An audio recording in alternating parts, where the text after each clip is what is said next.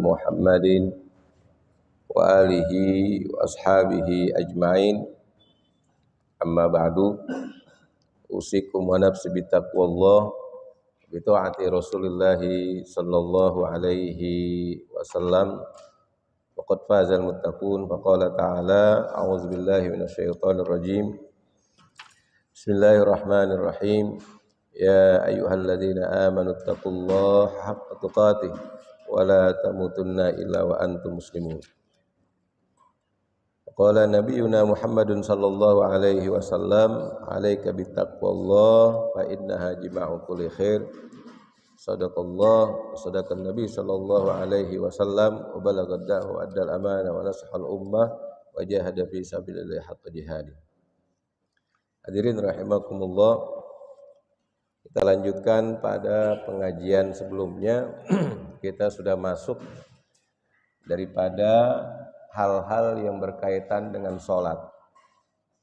Kita tahu bahwa ada hal-hal yang diwajibkan atau syarat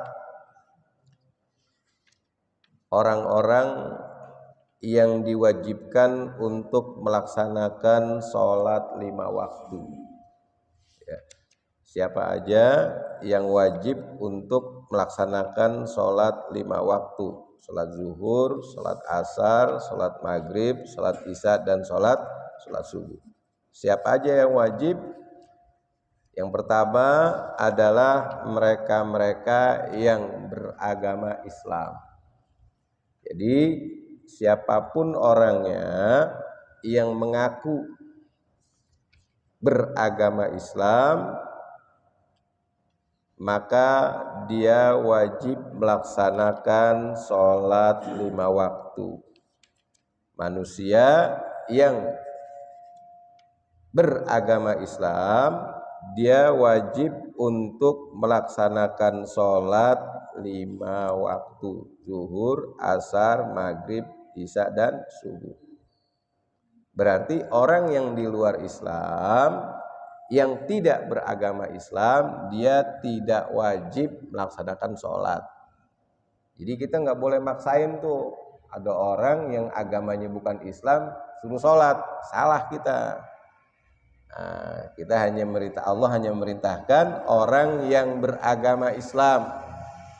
Yang selain beragama Islam, dia nggak wajib sholat. Orang. Binatang nggak wajib. Tumbuh-tumbuhan nggak wajib. Ya. Manusia yang beragama Islam, dia wajib melaksanakan sholat 5 waktu. Yang kedua, ini berkaitan. Yang kedua, selain dia beragama Islam, dia harus udah balik. Sudah balik, perempuan udah balik biasanya kalau udah haid, ya, dia sudah haid, atau kalau dia sudah lewat umur 15 tahun yang Masehi, Hijriyah. Ya. Nah, tapi kita dianjurkan sama Nabi kita, anak kecil ya, yang udah paham, udah bisa cebok sendiri bahasanya, umur sekitar 7 tahun, kita suruh untuk sholat. Suruh sholat. Ayo nak sholat. Kalau umur 7 tahun. Artinya dia udah tamyiz, dia udah kalau bahasa kasar udah bisa cebok sendirilah. Ya, kalau bisa cebok sendiri anak kecil, umur sekitar 7 tahun. Maka kita bisa anjurkan suruh ayo nak sholat. Makanya kalau ada orang sholat anak-anak kecil di musola atau di masjid jangan dilarang. Khususnya kalau udah umur 7 tahun ke atas. Itu Nabi ngajarin kayak gitu. Bahkan lebih ketika umur 10 tahun Nabi katakan, kalau sekiranya udah waktunya dia sholat 5 waktu itu, kalau perlu pukul. Tapi dengan pukul yang baik. Jangan langsung ditampar pakai sholat kamu. Nah, enggak, pukul yang baik. Pukul yang mendidik yang baik. Bukan dengan kekerasan. Bahasa pukul Nabi itu bukan dipukul dengan tenaga, bukan. Bagaimana supaya dia sholat? Supaya apa? Supaya nanti ketika, biasanya kan umur 10 tahun belum balik. Apalagi yang sudah balik. Supaya nanti ketika dia waktunya balik, dia sholat jadi kebiasaan. Kalau dari kecil nggak diajarkan sholat, nggak disuruh sholat, anak kecil ini kan nggak sholat juga nggak sah dia. Kadang-kadang begitu. Kalau dia belum balik kan sholat nggak sah, karena dia belum wajib sholat. Bukan begitu, kita ajarkan dari kecil, nanti ketika ada waktunya dia balik, dia sholat udah biasa, bukan jadi beban.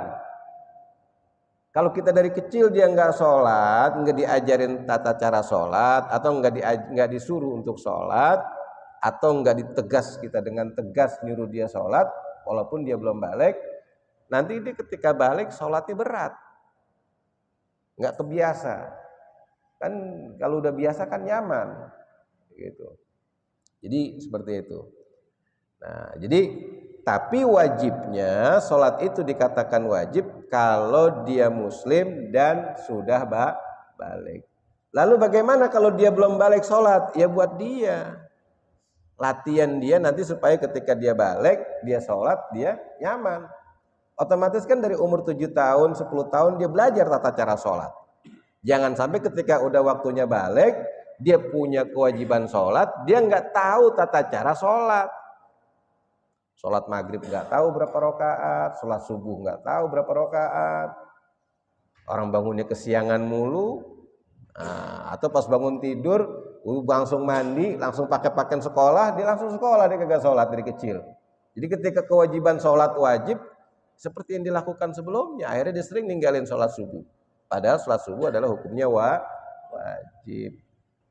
Nah, jadi dari kecil dia udah umur 10 tahun. Kalau di sekolah-sekolah MI itu kayak di Mardotila kan diajarin tata cara sholat dari TK, dari SD kelas 1 sampai kelas 6. Jadi ketika umur kelas 5 atau kelas 6 dia balik, dia udah tahu tata cara sholat.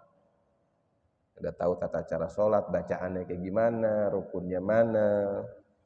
Nah, sekarang jangan nyampe ketika dia sudah balik, kemudian dia nggak tahu tata cara sholat, baru belajar, terlambat. Tapi daripada nggak sama sekali. Yang kedua adalah kalau sudah balik. Kemudian yang ketiga adalah dia harus berakal. Dia muslim, udah balik, kemudian akalnya sehat, berakal. Maksudnya dia nggak gila. Dia nggak gila. Jadi kalau seandainya ada orang yang gilanya karena sembrono, gilanya karena sembrono, maka ketika dia dia sembuh dari gilanya, maka dia wajib untuk mengqadha.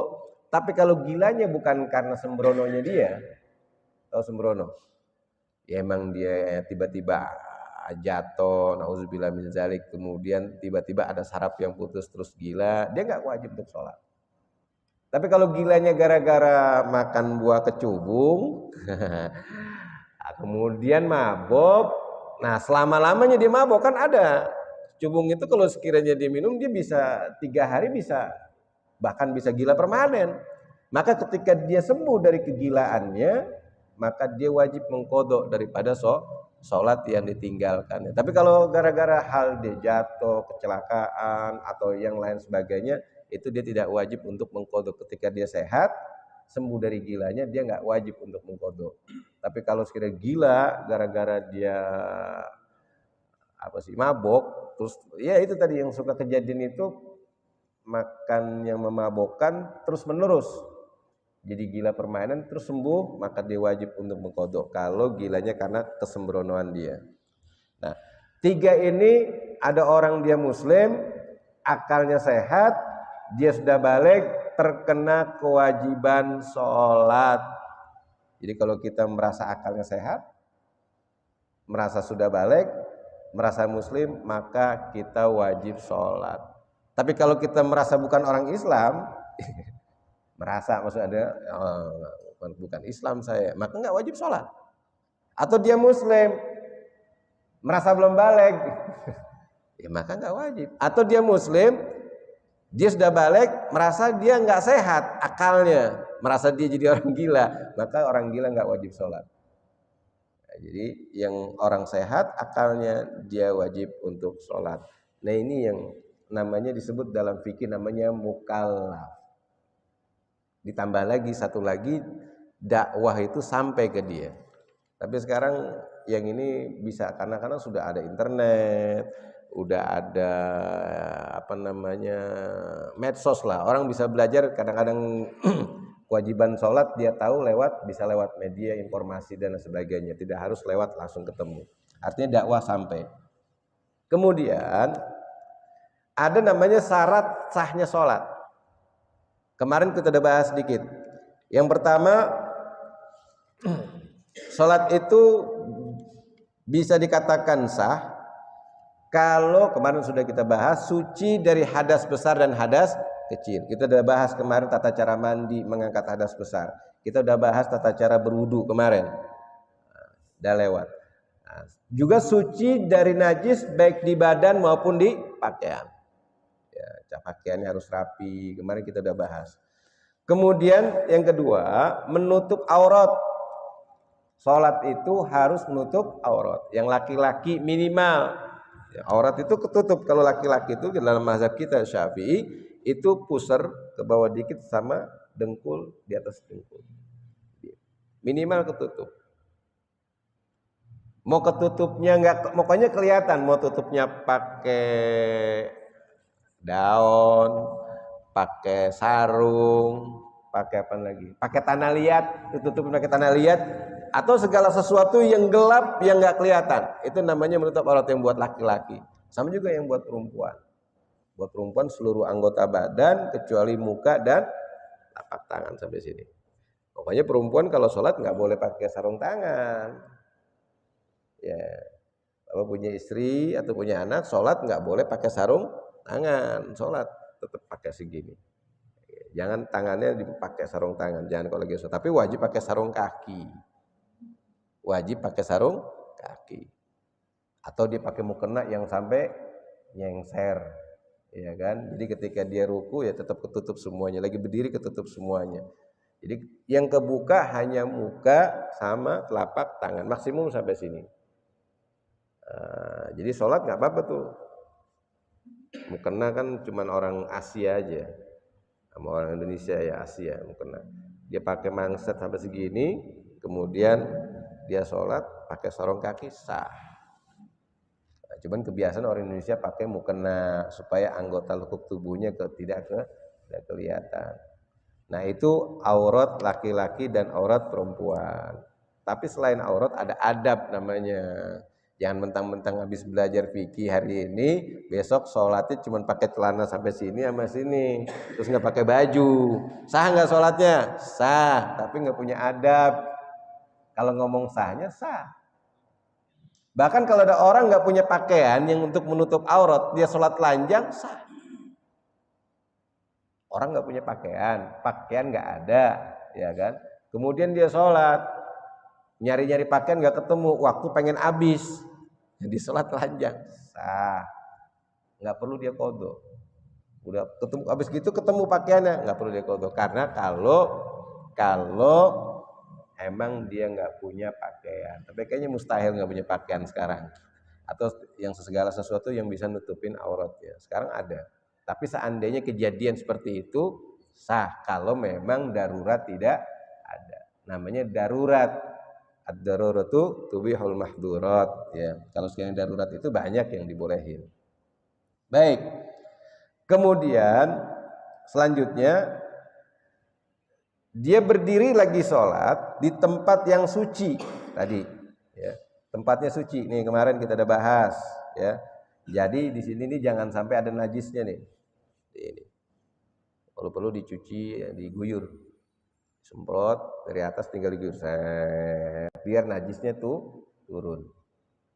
Nggak perlu digiling pakai mesin. Yang penting dia disemprot itu supaya najisnya turun. Nah, untuk menurunkan najis di karpet atau di pakaian itu kan harus didatangkan air, bukan dicelubin.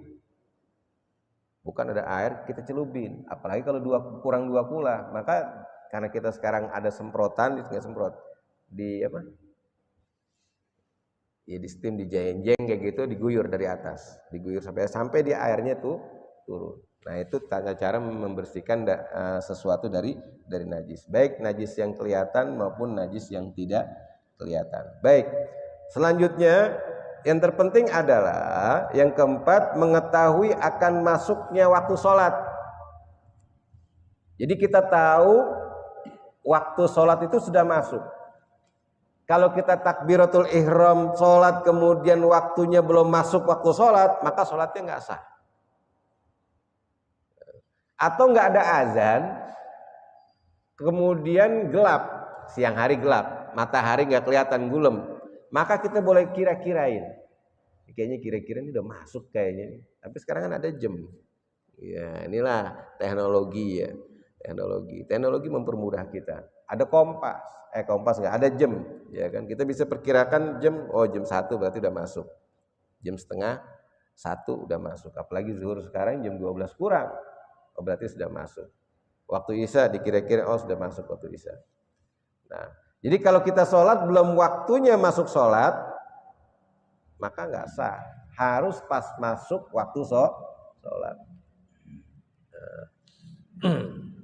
Baik, selanjutnya yang kelima, yang terakhir, ngadep kiblat. Nah, kita udah bahas kemarin, sholat itu harus ngadep kiblat. Kalau orang yang dekat wilayah Ka'bah, maka ngadep kiblatnya harus benar-benar jelas ngadep kiblat. Tapi kalau orang yang jauh nih kayak kita nih di Indonesia, kan jauh dari Ka'bah.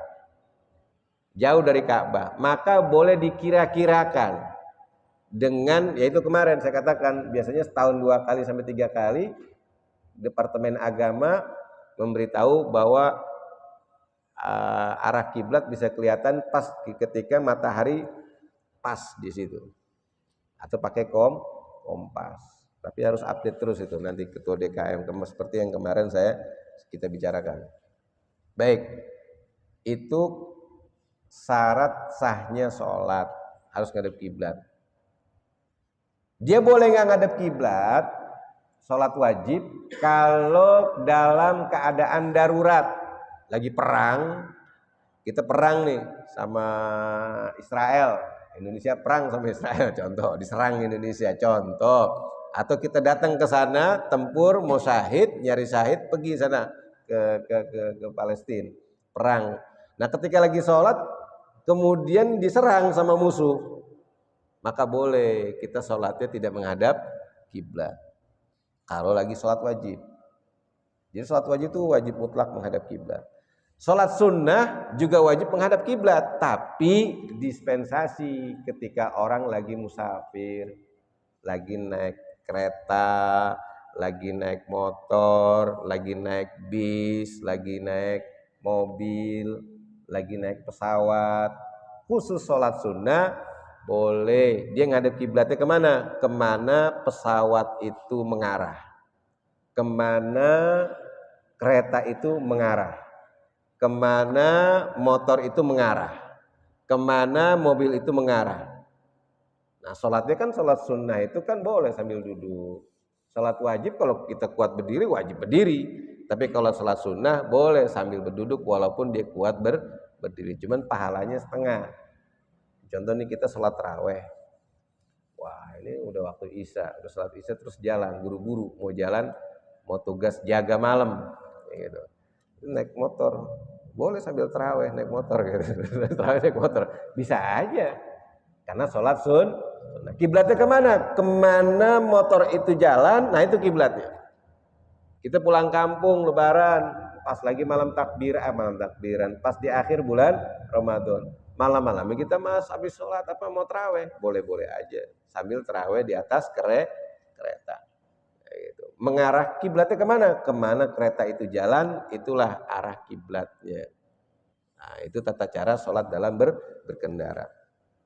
Baik, itu kaitan sama kiblat. Kemudian di dalam sholat itu ada namanya rukun, ada namanya sunnah. Rukun itu adalah segala sesuatu yang wajib kita kerjakan. Salah satu kita tinggalkan, maka bermasalah dengan sholat kita. Tidak sah. Atau kita tambah dengan yang lainnya, ntar ada tata caranya. Nah, Ada namanya rukun yang berupa ucapan, qauliyah namanya. Ada kewajiban kita yang pakai ucapan, yang harus kita ucapkan. Ada yang kita wajibkan dengan badaniyah, fi'liyah, dengan gerakan. Nah, jangan sampai nanti kita ucapannya nggak tahu, kemudian gerakannya nggak tahu. Mana yang wajib? Karena kalau yang wajib ini benar-benar harus kita kerjakan. Yang wajib benar-benar kita kerjakan, nggak boleh kita tinggal. Lah, kita harus tahu mana yang sunnah, mana yang rukun. Kalau kita nggak tahu mana yang sunnah, mana yang rukun, repot. Nanti dibilang yang sunnah rukun, yang rukun sunnah. Sholat kita nggak masalah, jadi masalah. Saya katakan dulu, jangan sampai kita sholat udah rajin, terus kita nggak ngaji-ngaji, yakin betul dengan sholatnya sah, yakin tapi nggak pernah belajar.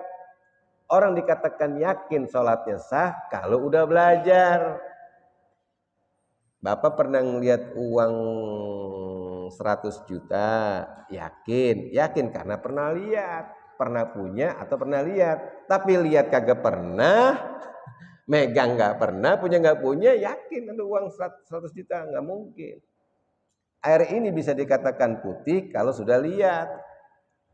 Kalau belum lihat bisa dikatakan bagaimana dikatakan putih gitu. Bisa aja warnanya jadi kuning atau putih atau hitam. Nah, sama sholat, jangan sampai kita sholat setiap hari kita nggak tahu mana rukun, mana sunnah. Seperti halnya wudhu, kalau wudhu kita nggak tahu mana rukun, mana sunnah, repot. Jangan sampai kita bilang kumur-kumur itu dibilang wajib, padahal itu sunnah. Dalam mazhab Syafi'i, dalam mazhab Imam Syafi'i, jangan nyampe mengucapkan, melafatkan pakai lidah, pakai lisan itu talafuz atau melafatkan niat pakai lidah itu jangan dibilang wajib, itu sunnah. Niat wajibnya ada di hati. Nah, di situ. Jadi kita kudu bedain. Pokoknya pentingnya saya ulang lagi nih pelajaran dasar sebelum kita masuk selanjutnya ke bab muamalat. Baik. Rukun di dalam sholat, ya, dalam mazhab Syafi'i, Imam Syafi'i yang mayoritas kita pakai di Indonesia, ya, yang pertama adalah niat. Yang pertama adalah niat. Yang kedua adalah berdiri, ya, berdiri bagi yang mampu. Jadi pertama niat. Niat tempatnya di mana? Tempatnya di hati. Nah, kapan niat? Ketika takbiratul ihram. Ketika sedang berdiri bagi yang mampu, kemudian ketika melaksanakan takbiratul ihram. Nanti rukun yang ketiga. Nah, dalam pelaksanaan niat, kita berdiri itu wajib. Niat dalam hati itu wajib. Nah, sunnahnya, saya ngomong sunnahnya ini bukan wajibnya. Sunnahnya ketika sebelum sholat, sebelum niat, kita melafatkan niat. Melafatkan niat. Usolli fardhu zuhri atau fardhu maghrib atau isya'i, itu namanya melafatkan, mengucapkan usolli pakai lisan nih, pakai lisan. Itu hukumnya sunnah. Supaya apa? Buat ngingetin ke hati kalau kita ini sedang sholat maghrib atau sholat isya atau sholat subuh atau sholat asar dan lain sebagainya. Jadi melafatkan niat hukumnya sunnah. Kemudian sunnah juga posisi jari-jari kanan dan jari kiri kaki, jari kaki kanan dan jari kaki kiri itu posisinya mengarah ke kiblat. Jadi kalau kita sholat kakinya itu sunnah, kita ngomong sunnah. Itu kaki kanan dan kaki kiri itu ngarah kiblat. Kalau seandainya kiblat ke sana, ini kaki kita begini. Ini sunnah. Kan kebiasaan kaki kita begini ya. Kakinya begini kadang-kadang. Kalau sholat kakinya begini. Sunnahnya kaki kanan dan kaki kiri jari-jarinya begini. Sunnahnya. Ukuran antara kaki kanan dan kaki kiri itu 1 jengkal. Jangan terlalu mepet, jangan terlalu panjang. Jangan sampai apa kita lanjutin sedikit lagi. Jangan sampai sholat itu, jadi ini sunnah. Jadi sunnah itu kakinya begini. Lihat ya, kaki kiri, kaki kanan. Ini begini. Kita kan biasa begini ya. Kaki kanan, kaki kiri begini, sunnah. Posisinya 1 jengkal. Jangan terlalu mepet begini. Jangan juga begini nih. Ya, masih ini. Ini sunnah. Bagaimana begini? Boleh. Bagaimana yang begini? Boleh. Begini? Boleh. Tapi sunnahnya, jadi kaki kanan, kaki kiri, jari-jarinya menghadap ke kiblat. Kemudian sunnah juga selama sholat itu mata kita menghadap atau melihat ke tempat sujud. Itu udah bayangkan tempat sujud kita itu biasanya itu satu apa? Jadi kalau kita begini, itu tempat sujud kita segini. Jadi kalau sekiranya kita begini itu tempat sujud kita di situ. Jadi kalau kita begini ya berdiri, kita kalau kita jangan diukur pengen sholat begini dulu jangan. Jadi lihat kira-kira begini, jadi tempat sujud kita di situ. Jadi kalau kita begini ini tangan kita di sini, nah itu posisi. Jangan selesai begini sholat begini dulu, jangan. Jadi perkirakan di situ. Nah selama sholat, bukan ngelihat ke depan, ya kan? Bukan ngelihat ke kaki, ya. Tapi selama sholat disunnahkan menghadap atau melihat ke tempat sujud. Jadi begini, nggak begini sih boleh aja, begini juga boleh. Tapi disunnahkan ngelihat ke tempat sujud selama mulai awal sampai akhir, kecuali ketika lagi tahiyat awal maupun tahiyat yang akhir. Nah, ketika begini nih, asyhadu alla, kan begini ngeliat di sini kan, asyhadu alla ilaha illallah. Nah, ketika illallah, kita ngeliat ini, kita lihat. Wa asyhadu anna Muhammadar Rasulullah. Turunin lagi. Baca. Sambil ketika dia turunin lagi, baru kita balik lagi ngeliat ke tempat sujud. Jadi nanti bahas tahiyat ini angkatnya kapan, nurunin kapan, kita akan sampai nanti. Sampai mana tadi? Niat ya. Jadi sebelum sholat itu begitu. Nah, ketika kita melaksanakan sholat wajib, sunnahnya iqomah, azan sama iqomah. Sunnahnya azan sama qomat. Azan sama qomat. Si imam sunnahnya seperti yang diajarkan sama Nabi, suruh merapatkan barisan atau dilihatin merapatkan suruh barisannya. Nah, itu kalau sholat wajib. Tapi kalau buat sholat sunnah, kayak sholat Idul Adha, sholat Idul Fitri, sholat istisqa, gerhana matahari, gerhana bulan, sholat apa lagi yang suka berjamaah? Sholat tasbih nggak pernah sini ya? Nah, sholat yang berjamaah.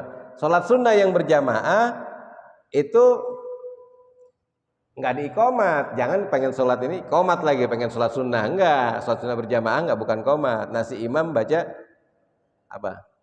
As-sholatu jami'ah rahimakumullah. Si imam ngomong as-sholatu jami'ah rahimakumullah.